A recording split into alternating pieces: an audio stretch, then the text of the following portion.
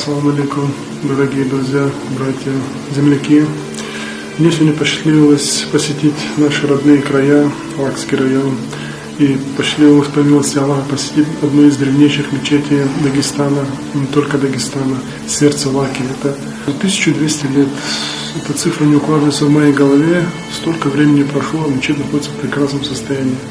Цель моего видео – обращение к вам, дорогие земляки, уважаемые земляки. Проходите, не проезжайте мимо этой мечети, заходите, оживляйте эту мечеть своими молитвами, своими дуа.